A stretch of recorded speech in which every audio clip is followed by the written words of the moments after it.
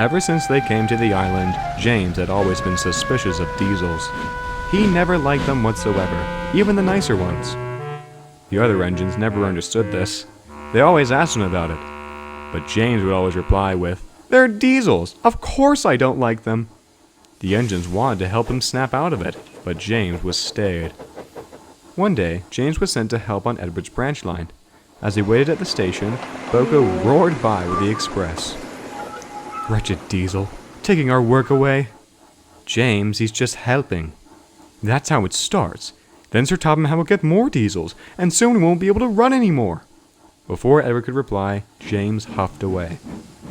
"I really should try to get to the bottom of this," he thought. When Boco returned to the branch line, James always eyed him with suspicion. Boco always suited a friendly hello, but James tried to avoid all contact with him. One day, James was pulling a passenger train down the line. The signalman, however, had made an error. Boco was coming down the line with a goods train, and he was swapped onto James's line. The two saw each other and braked as hard as they could.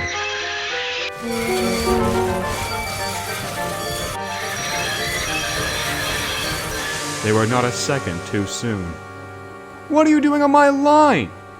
"I was sent onto this line. It must have been an accident." "I bet you tried to ram me." "Why would I do that?" "Because you want to replace me and sell me for scrap. Move out of the way!"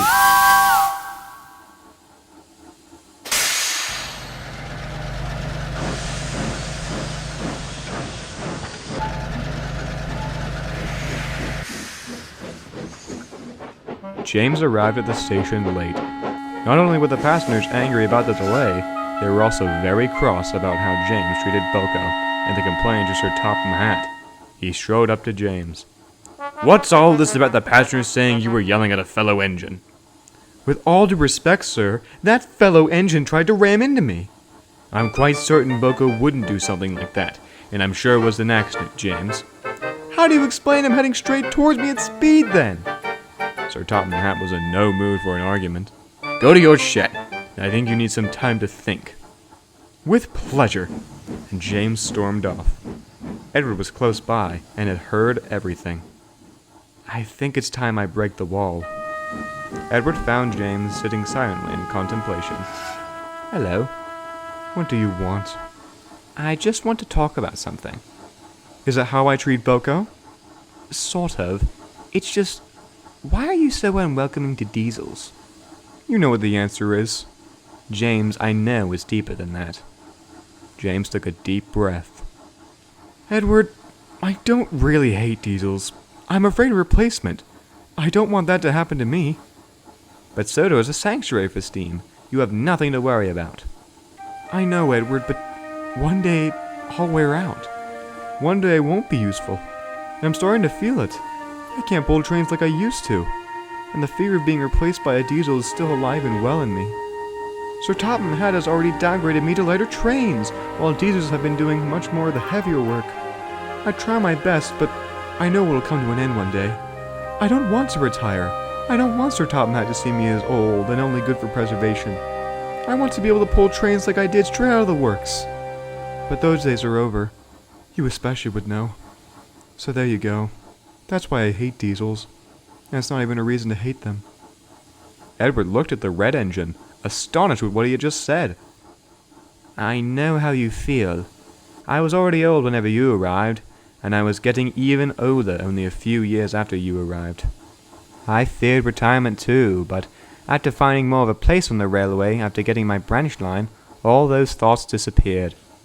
You need to find what your place is. Every engine has one. You just need to find it. Do you know what it is?" James thought for a moment.